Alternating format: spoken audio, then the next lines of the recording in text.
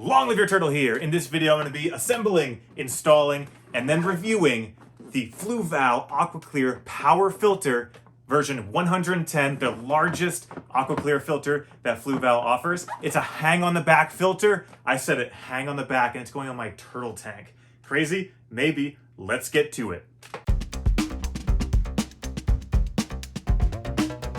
Alright, the Fluval AquaClear Power Filter is an HOB filter, hang on the back filter. And this is one of the most classic filters that people get for their fish tanks. And I actually had one of the smaller versions of this filter over 20 years ago when I got my first 10-gallon fish tank. It was an excellent filter. It's very simple, and we'll get to the nitty-gritty in a second, but this is a tried and true filter that people swear by, and especially for larger tanks, this 110 series is a huge hit because some people don't love canister filters, and I'm always going to recommend getting a canister filter for a turtle tank. But for some people, maybe not the best option. So I want to try the alternative that people kind of shy away from sometimes, but could be beneficial to some people, and that's an HOB filter, like the really well-reviewed Fluval AquaClear. So I'm gonna start setting this thing up. I'm gonna talk about the filter as we go, how it relates to turtles specifically. This is gonna be more of a setup and review for turtle tanks, not necessarily fish tanks, right? And just to note why that's important, turtles have a very heavy bioload, big poops basically. So when it comes to getting filters, you want something that's quite a bit larger than what your typical aquarium is going to require. So the rule of thumb when it comes to turtles is getting about 6 to 8 times the flow rate of the volume of water in your tank. So this is a 75-gallon aquarium that we're going to be installing this AquaClear on, and the filter specs have this at 500 gallons per hour at full power. So we're going to be cycling through the tank a little over 6.5 times. So we're within that 6 to 8 times range, and I think this will be a fantastic filter for a 75-gallon aquarium with one slider turtle. I think it'll be able to handle the bioload. But let me start setting it up and we'll talk about more specifics.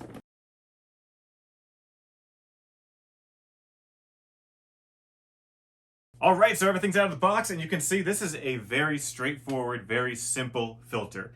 Very few components, very easy to work with. Really no tubing, right? Now let's go over the parts real quick. You got your main filter case here, and already installed is the integrated pump system, and then you even have your filter trays already installed in here, and they're a little, you got these little pull handles here. You got to pull those together, and there's a little tab on the filter cover down there, and this will be very easy if you have it in front of you so you can see what's happening, but you can pull out the filter that way.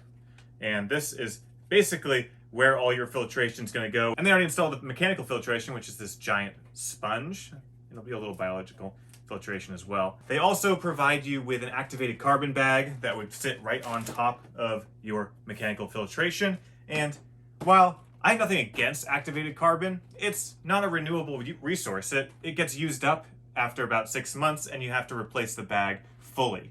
And I'm not a huge proponent of having to replace things in my filter. I want to, at worst case, just wash them out like this mechanical filter sponge. Because I really don't want to just be constantly buying carbon. It's not that cheap, and it's just something you're gonna have to keep track of. And I want to keep my aquarium setups as simple as possible. Sure, they will help your filtration efficiency and your water clarity, but if your filter is sized and designed adequately enough, you shouldn't need something like this. And then last but not least, they give you bio rings. So this is a ceramic media, excellent for biological media. Talking about best type of filtration, that's going to be your biological media to break down those big poopies from your turtle. And this is a very small amount as far as what I typically put in my canister filters for my turtles. So I actually went out and I bought an additional mesh bag that I'm going to fill with ceramic rings that I was using in my other canister filter. And we're going to have that kind of room because we're not going to be using this activated carbon bag. So we're going to be able to put all that right on top of our existing sponge. The next very important part is the U intake. And this is basically the tube that's transferring your water from your tank into your filter from the suction of the impeller. And that basically goes right in the front of your filter. And you got this black flange, the seal cover that's going to go into the hole where the impeller is. And then you'll notice you can actually kind of adjust this back and forth. And that's basically throttling how much water you're allowing through the system. So that's really important, and I'll show you how that works once we get this filter running. Other than that, we got some extension tubes, and this is just what you're going to put on the end of your intake. Now, if you don't want your intake to go very deep, you only need one of these, but a 75-gallon aquarium is quite tall. So we're definitely going to need both of them. So now your intake tube is installed and ready to be put in the tank. Then we got this little plastic piece here, and this is the leveling device. And what that means is basically you got a lot of weight hanging on the back of your tank, and This thing doesn't have any sort of lip that's gonna take up the space behind your tank and the black trim and it'll tilt. Because this flat piece is not gonna distribute the load correctly to keep it straight and level. So what you do with this piece is you just install it on this little hole on the bottom of your case. And this is something that you can then rotate with these little teeth so that whatever size tank you have and whatever trim you have, this can be adjusted so that it is perfectly vertical when it is on your tank. That is what you're aiming for. And last but not least, you just have your simple cover. This thing, I mean, it looks quite nice. I like the color in general. It's kind of like this dark plastic, not black. It's see-through, so you can see what's going on in there. It doesn't look super cheap in general.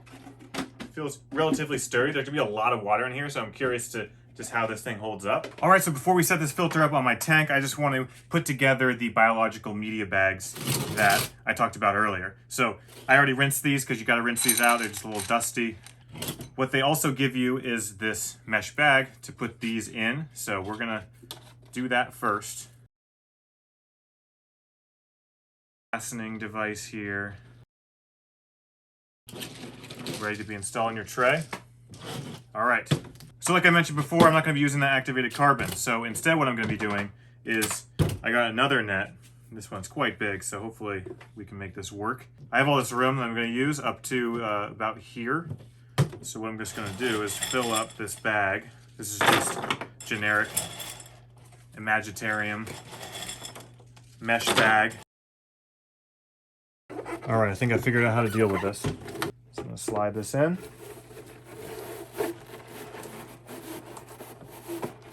Locked in there on that side, push down this side.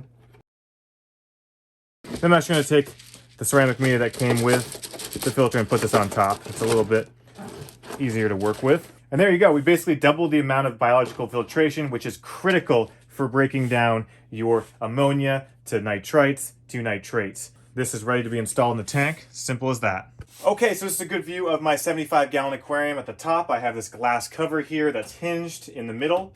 I just have this little LED lamp. And then in the back here, you'll notice it's open. Once I install the filter, we'll take a closer look at that. But it's open in the back here so that the filter can fit. And then one really important thing when it comes to hang on the back filters is they got a decent amount of width beyond the lip of your tank. Because before I just had canister filter tubing, and that doesn't take up very much space at all. Maybe like an inch and a half beyond the edge of the tank in the back there. But for this canister filter, I literally had to empty my tank and move my tank completely forward so that there was enough room to install the canister filter in the back. I would say you want at least 4.5 inches of clearance from the back of your tank to the wall in order to get this canister filter in there and then also have a little room to play. Okay, so installing this is pretty straightforward. Just make sure your cord goes down the back side of your tank. And then remember you have your little leveling device. So I'm just gonna set that at the lowest level first and then we'll fiddle with it later. So this is gonna go right over the trim of your tank. And I wanted to show you how easy that was. So now I'd recommend putting this intake on beforehand so it's a little easier, but you can easily just do this when it's in the water. So take that intake and just install it onto the intake U tube. There you go. All right, so per instructions, we need to fill this canister filter all the way to help with priming. And that priming just means purging the air from the system. This is a large canister filter, so it can hold quite a bit of water. All right, so the last thing you want to do is you want to install the cover on. I want to show you this before I get things started. Now, you have this little lever here that's part of your U-tube here that we were showing earlier that you can move back and forth, and this changes the amount of flow that your filter will be pumping. So on the left there, you can see, based on the little picture, that's going to be the least amount of flow, and then plus is the most flow. And since I have a turtle, I'm going to have this on full power all the time, but also when you're first starting it up to help with the priming process, you also want this to be full throttle. So have that wide open and plug it in. All right, so the filter primed itself. You could see it was just pushing air up slowly through the intake. Took a little bit, and actually while I was doing that, you might have noticed, I went to the back of the filter and started fiddling with that leveling tool. Second to largest size on those teeth that hold it out from the tank, and I think that's because the trim on a 75 gallon is pretty thick. So now it's nice and level, but this thing is really quiet because, like, I mean, you're just basically making a waterfall and you can barely hear this. It's a wonderful filter. It's just like I had back when I was a kid. Nostalgia. Just about 10 times bigger. All right, so the tank looks a little cloudy right now. That's all from the biological media I had in my last filter, just not being rinsed off thoroughly.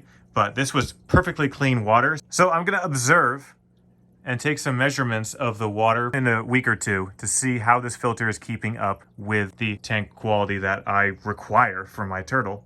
Harold. What's up, Harold? All right, it's been 2 weeks since I installed the Fluval 110 HOB filter, and as you can see, the tank's looking pretty clear. Yeah, there's a little bit of algae buildup, but in general, looking clear. So what I'm gonna do now is use the API water test kit to check for ammonia, nitrite, and nitrates. What I would really expect out of a filter that's properly sized for a tank like this is to have a nitrate buildup, ready for a water change, have 0 nitrates and 0 ammonia. So let's run those numbers now, see what we've got. All right, so the ammonia and nitrite tests are now done. Let's check our colors. We have yellow for ammonia, that's 0 ppm. And for nitrite, we got that light blue color, that's 0 ppm of nitrate. Those are both excellent readings because that means our filter is doing what it's supposed to be doing. All right, checking out nitrate. You can see this is a red for sure. Maybe not the darkest red, but close. Close, so we're down here at around 40 to 80 ppm. But what that really means is it's water change time. So I'm going to do a 50% water change to lower those nitrates. Typical 50% water change after 2 weeks. Usually I'll do 25 to 50% after 2 weeks. That's kind of the standard rule of thumb with pretty much every freshwater aquarium. So I'm going to do that 50% water change now. And in 2 weeks, we're going to do another measurement with the same kit to see where we land with everything again, just to make sure that this filter is keeping up with a 75-gallon aquarium with my red ear slider and my 2 fish. See you in 2 weeks, which will be 0 seconds in this video. All right, it's been 4 weeks since we installed the Fluval AquaClear HOB 110 series filter back on the 75-gallon aquarium. And as you can see, after 4 weeks and 1 water change at 2 weeks, the tank isn't completely disgusting and destroyed. That's an excellent start to the review of this filter. Like I said, HOB filters, not typically what I would recommend for a turtle tank. Turtles produce a lot of waste. Now you'll notice, taking a closer look on the corners of my tank, and on the back panel of glass, there's definitely some algae buildup, and that's typically an indication of an imbalance in the water between nutrients, maybe too much light, but I'm going to lean on the too much nutrients, which means the filter isn't quite keeping up with the amount of light I'm providing and the amount of nutrients that algae can use to build up and grow. So that's always a balance between pretty much every tank, even with my Fluval FX6 filters, but I'm definitely seeing a little bit more growth than I normally would with a Fluval for sure. All right, so this can't be complete without a final water test just to see where we are. Obviously, the tank is due for a water change, so I'm expecting a buildup of nitrates. I just don't want it to be off the charts because that would mean that I need to change the water a little more frequently, and no one wants to do that. 2 weeks is really what I want to keep it at. Otherwise, I would be looking at a new filter because I don't want to waste all my time doing water changes all the time to keep the water levels at safe, comfortable levels for the turtles and the fish inhabitants. All right, let's look at our first test, ammonia. Just like before, you want 0 ammonia. We're at that yellow, maybe a little bit of green there. Obviously, you can have a little bit, but you want your filter to be basically removing this instantly. That's looking good. We'll call that one good. All right, next up, nitrite. So the ammonia is broken down into nitrite for that first stage, and you want a light blue on this one, and we're definitely seeing that light blue. So no nitrate in the tank. That's excellent news. Last but not least, nitrates, the final form of that poop that gets broken down from ammonia to nitrate, and we're seeing pretty high levels here. I was 40, 80 ppm up, definitely not at the 160. It's not reaching that level, but still definitely in the range of a water change. Let's check out how poopy the filter media is. All right, I got the filter basket out of the filter. Check it out. The sponge is on the bottom. We got our ceramic rings on top. The sponge is a little bit of a different color, as you can see, and there's a little bit of gunk buildup on these ceramic rings themselves. Now, this shows me that the filter is doing its job. It's picking up dirty water and it's pushing it through our filter media, sponge first, then ceramic rings. That's critical for the filter to do. That's why you're seeing these low ammonia nitrite levels. Obviously, we had that algae and a lot of nitrate buildup, so it could be doing a little better, but it's doing its job. It's picking up dirty water, making this dirty, and then trying to break it down. A Fluval FX6 can go like 2-3 months before I even consider cleaning them, but a HOB filter basket like this one needs to be cleaned at least monthly because it's gonna build up. And there you have it. In this video, we set up and we ran our Fluval AquaClear 110 series for 2 weeks, did a water change, and then 2 more weeks to see how this filter will stand up to a 75-gallon aquarium with 2 good-sized fish and a red-eared slider. Final verdict, I like to kind of give arbitrary shells in some of my videos. Really not consistent, I should probably work on that. But as far as a filter goes, and I'll go through really quick after I give the rating, why I chose that rating. And the rating is 4 out of 5 shells. You might think that's really high, but this is actually an excellent filter for the job. All right, why to give it 4 shells? First thing, super approachable filter. Hang on the back filters, easily the most simple filters to work with. They just literally hang on the back edge of your tank.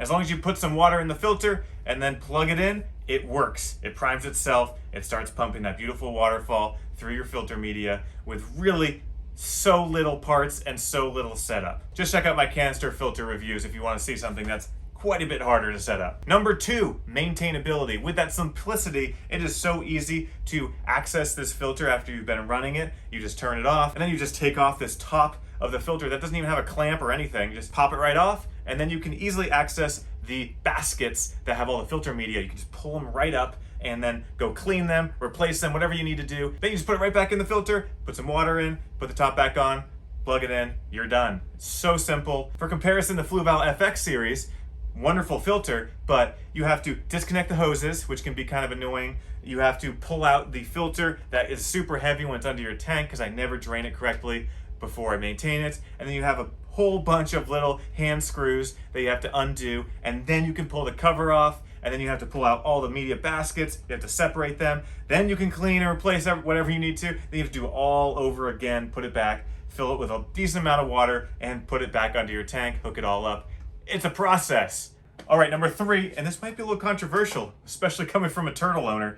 That is, the HOB filter is pretty much powerful enough to maintain a 75-gallon aquarium with an adult red-eared slider. And I basically got that idea from the 4 weeks that I just ran this filter with 1 water change at 2 weeks. Yes, there was a decent nitrate buildup, but the ammonia and the nitrate were basically 0, which means our filter was doing its job and not creating this poisonous, hazardous wasteland for the turtle to be swimming around in. So this filter can keep up with this setup. Yeah, I would definitely suggest doing water changes a little more frequently than 2 weeks. So that's definitely a bit of a con because you have to do a little more work. I'm super biased towards the FX6, so I'm keeping an open mind here. And yeah, you just have to maintain this thing probably twice as much, but it is a quarter of the price and so much easier to work with than the Fluval FX6. 4 to 5 shells, like I said.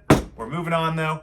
Filter's coming off, and we're going to be doing an awesome new setup for the 75-gallon aquarium with a beautiful 3D background, new substrate, and the Turtle Basker 6000 will look beautiful in the new setup, so stay tuned for that video. Thanks for watching, and long live your turtle.